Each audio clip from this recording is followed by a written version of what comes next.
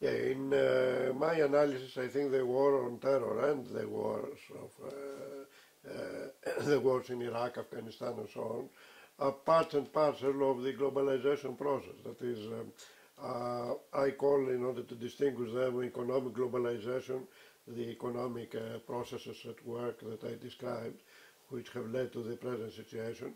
But there is also a political globalization going on, in the sense that what I call the transnational elite that has been created out of the globalization process, and this is an elite comprising economic elites, but also political elites, the elites in mass media, the elites in international universities and research centers. So there is in fact an informal transnational elite which aims not at the particular interests of a single nation state, although of course if you are in the United States where the Americans have the strongest military power at the moment, then of course you can impose to some extent your political will. But again, to some extent, as we've seen also with the economic crisis. So the war on terror and the wars in Iraq and so on are connected with globalization in this sense, that once the globalization process started and neoliberalism emerged and flourished all over the world, they saw, and they knew in advance, of course, that this was going to happen, a tremendous concentration of income, wealth, and economic power in the hands of fewer and fewer people. In fact, today, you may have seen today's statistics, the Institute of Fiscal Studies showed that the present inequality in Britain is the highest ever. Now, this is not accidental, and the same happens in the United States, the same happens in many other countries. So, the elites knew very well in advance, and they were confirmed, of course, in their assumptions afterwards, that this process of neoliberal globalization is bound to create a huge concentration of power, and therefore is going to create a lot of social unrest. And therefore, I think that the war on terror was, in fact, a beautiful way they created to a significant extent to control the populations. That's why the various anti-terrorist laws which have been introduced all over the world now are used for anything. That is, you see people being in prison for many years just because they are animal liberationists, or other people being in prison for various other causes, ecological, to protect the climate. People were arrested a month ago, 114 people or something, preventively, before even they tried to do anything, because they were going to sabotage power, electricity power generation factory. So you see how they use the pretext, because it is a pretext, against terror, because anyway there have not been any major terrorist attacks since 9/11. That is, in the States there have not been any attacks since then, and in Europe there have been some spasmodic, I will call them terrorist, if you like, call them like this, actions in London and in Madrid. But again, as it was proven, these were not organized and implemented by a kind of mysterious international organization, the Al-Qaeda, etc. It was local Muslim people in Britain and in Spain and so on who organized it. And since then there had not been any other terrorist activity. Still, the terrorist laws are there, and not only are there, they are expanding all the time. And now they have created, under the pretext of the fighting the terror campaign, they created a Orwellian kind of situation where all our emails or our phone calls are recorded, and once you go out of your place, you are recorded by hundreds of thousands of cameras and so on. In fact, in other words, what we live in now is a kind of semi-totalitarian kind of a democracy in quotation marks, which is called democracy. And all this under the pretext of the anti-terror campaign.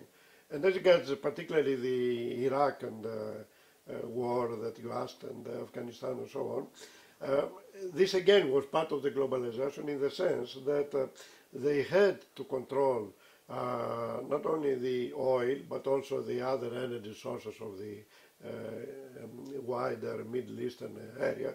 And they had, in other words, to get rid of any kind of rogue regimes, as they call it, that is, regimes that are not controlled by them, particularly when they know that oil stocks are going to be exhausted, some people say even within 10 years or so on. So the struggle for resources becomes every day even more acute.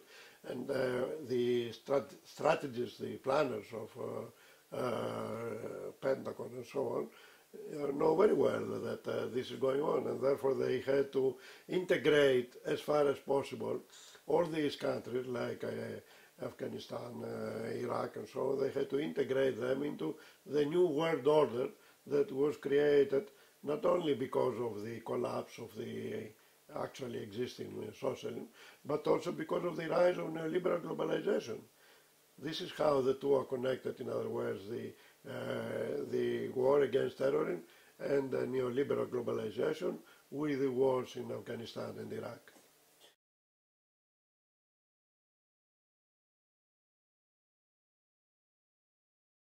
The most important factor for me is how they have persuaded people that if they have to make a choice between freedom and security, they have to prefer security. And unfortunately, this was at least the situation up to now. I don't know whether it will change now in view of current events, but all polls and so on were showing that people were asked whether they would accept more restrictions in their freedoms in order to guarantee their security. They would say, yes, we would accept them. And this was why the political elites, both the Blairite administration and Brown today, and of course in America the same, how they managed to pass all these kind of arrangements, which in effect create this panopticon, as you say. The deeper cause, I think, is why people have been persuaded to sacrifice their freedom. And I think that the media were very effective in persuading most people that they indeed are in danger and they indeed have to sacrifice some of their freedoms in order to to guarantee their security. But there is a snag here. This system was working effectively, I think, when the security was satisfied at the expense of freedom, but this system was working effectively as long as the system could secure through economic growth some kind of meeting the consumer demands of the middle classes, not only the upper middle classes, but also the lower middle classes, petty bourgeois and so on. When, however, the present crisis erupted, when even this has gone, now people, in other words, cannot just stay indoors and enjoy television or the latest gadget, electronic gadget they can buy and so on, but instead they see now they may lose their job, or if they have not yet already lost it. Then I think this is a very important weakness of this system, of how it's going to develop in the near future if the crisis continues, particularly. Because people are just asked now to sacrifice most of their freedoms in order to secure, to guarantee some sort of security from the state.